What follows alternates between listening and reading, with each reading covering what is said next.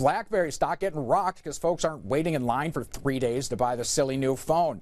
I say smartphones are commodities. Lee Munson begs to differ.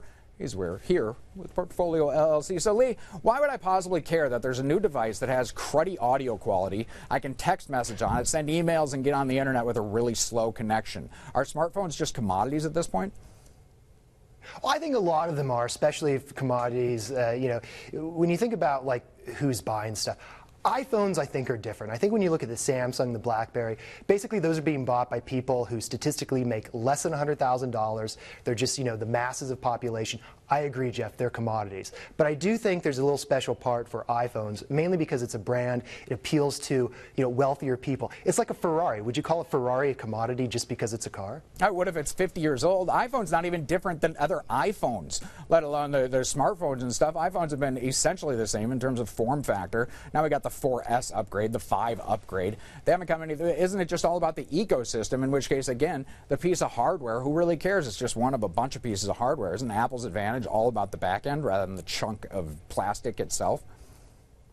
Well, but I think when you think of a smartphone, are you really thinking about the hardware? For me, it's that operating device. It's that interface that I'm having with that phone. Sure. Whether you have a 5 or 5S or all these things, that matters a lot less. But when you think about a premium product and something that's not yet a commodity, you can say maybe it's just iTunes, maybe it's just this OS, but there's such a significant difference between the user experience who uses, an Apple, uses Macs, and uses those iPads versus just getting a Samsung.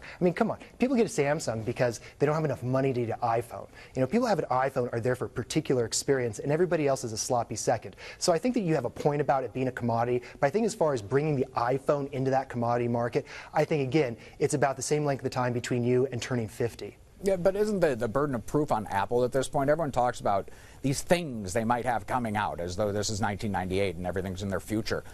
You mentioned that we're getting towards commodity. It's just a matter of timing at this point. I would say, wouldn't the national frenzy have peaked? Isn't the real lesson in BlackBerry? Not so much that Apple's great because you can argue on the margin, but there is no device that's going to come out that's going to get people this hot and bothered. Are we at least post-peak, can we agree, on the mania of smartphones themselves? Jeff, no, you're right, I do agree. I do think we're post-peak on the mania of smartphones. I don't think that Apple's going to come out with like an iWatch or, eye goggles or something that's going to, do that. So you are dealing with something where you still have an iPhone, it still has a great brand, it still has a competitive advantage, but it has a lifespan. And like I said, I think between 5 to 7 years is where that will still be there. I think 10 years from now, we're going to look back and it will be like the television.